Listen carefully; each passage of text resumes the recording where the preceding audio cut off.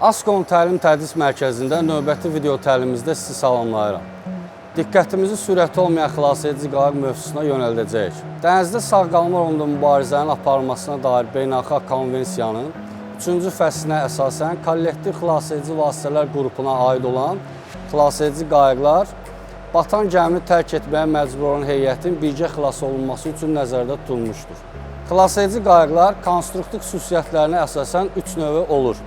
Tam açıq qayıqlar, qismən bağlı qayıqlar və tam bağlı qayıqlar. Suya endirilməsinə görə isə 2 növü olur. Sərbəst düşmə metodu ilə və troslarla endirilən xilasedici qayıqlar. Hal-hazırda gördüyümüz xilasedici qayıq tam bağlı xilasedici qayıqdır. İnsan tutumu 16 nəfərlikdir. Qayıq örtükləri üstünə qaldırılmış idarəetmə rubkasına malikdir, hansı ki oradan müşahidənin görünüşü tam təmin olunmalıdır. Bu xilasedici qayığın özəlliyi ondan ibarətdir ki, onun oddan mühafizə sistemi mövcuddur. Sərbəst hava təchizat sistemi qayıq tüstü qatda daxil olarkən və yaxud su üzərində yanan səthi keçərkən qapalı vəziyyətə gətirildikdə, yəni tam germetik həyata keçirildikdə heyətin hava ilə təmin olunması üçün nəzərdə tutulmuşdur. Azı 10 dəqiqə orada olan heyəti hava ilə təmin edir və hava vermə qabiliyyətinə malikdir. Oddan mühafizə sistemi xilasedici qayığın su üzərində yanan səthi keçərkən onun gövdəsinin yanğından qorunması üçün nəzərdə tutulub. Fasiləsiz olaraq azı 8 dəqiqə işləyir. Suyun çiləmə vasitəsilə qayıq üzərində mühafizə qatı yaradaraq onu yanğından qoruyur. Xilasedici qayıqların manevr elementləri yerinə yetirməkdən ötəri onun sükan qurğusu və rumpeli olmalıdır. Xilasedici qayıq tam sayda insan və təchizatla yüklənərkən irəliyə hərəkət sürəti ən azı 6 mil saatdə sürətlə olmalıdır. Onun yanacağı 6 mil saatdə sürətlə hərəkət edərkən 24 saata bəs eləməlidir. Beynəlxalq Dəniz Təşkilatının tələblərinə əsasən xilasedici qayıqların mühərrikləri dizel yanacağı ilə işləyən stasionar mühərriklərlə təchiz olunur. Mühərrik qayığın irəliyə və arxa hərəkətini təmin edən qurğuya, yəni revers reduktora və yaxud onu əvəz edə biləcək hər hansı bir başqa qurğuya malik olmalıdır. Onun mühərriki -15 dərəcə Selsi temperaturda 2 dəqiqə işə salınmalıdır. Mühərrikin soyucu sistemi qoşulmadan ən azı 5 dəqiqə işləyə bilər. Yük gəmilərində endirilən xilasedici qayıqlara insanların yerləşdirmə vaxtı 3 dəqiqə ərzində olmalıdır. İnsanların yerləşdirilməsi və xilasedici qayığın suya endirilməsi 8 dəqiqəyə baş verməlidir. Xilasedici qayıqlara insanların yerləşdirilməsi təhlükəsiz şəkildə həyata keçirilməlidir. İçərisində olan təhlükəsizlik kəmərlərindən düzgün istifadə olunmalıdır. Heyət əvvəlcədən təyin olunmuş öz yerlərində oturmalıdırlar və özlərini təhlükəsizlik kəmərləri ilə kip bərkitməlidirlər. Xilasedici qayığın təchizatı 3 hissədən ibarətdir. Birincisi istismar vasitələri, ikincisi həyat təmin edici vasitələr və üçüncüsü siqnalizasiya və diqqət cəlb edici vasitələr.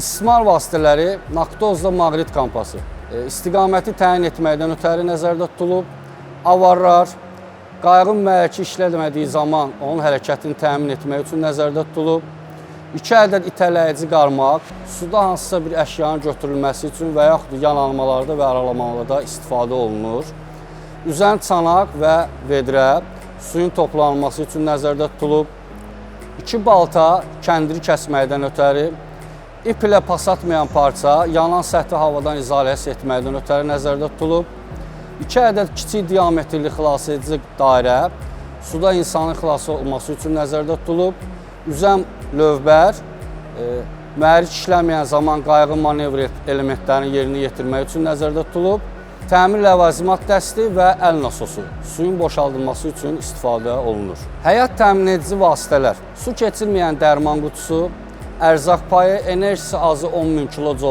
dəniz əmsalıdır. Kilokaloriya çevirəndə isə 2400 kilokaloriya eləyir və içməli su 3 litr.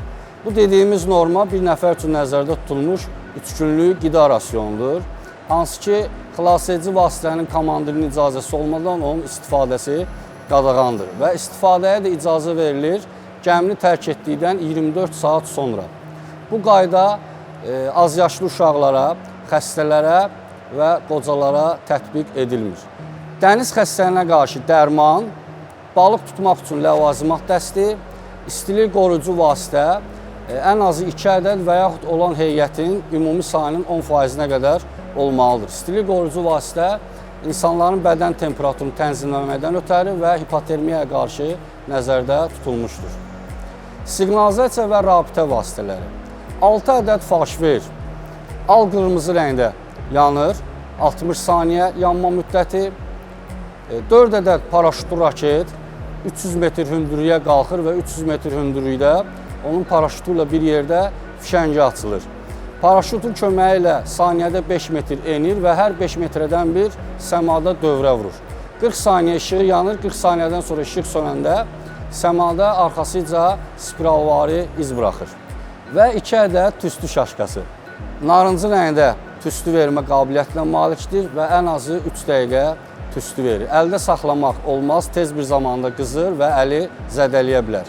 İstifadə zamanı onu suya atmaq lazımdır. Suda batmır və su üzərində narıncı rəngdə tüstü qatı yaradır, hansı ki, ən azı 5 mil məsafədən sizin yerinizi aşkar etmək üçün köməkli göstərir. Ondan əlavə radiolokasiya qaytarıcısı və ya radiolokasiya cavabvericisi gözləmə rejimində 96 saat, yəni 4 gün işləyir, ötürmə rejimində isə 8 saat işləyir. Elektrik fənəri bir ehtiyat batareya komplekti və bir ehtiyat lampa ilə Morze əlifbası ilə siqnalizasiya vermək üçün nəzərdə tutulub.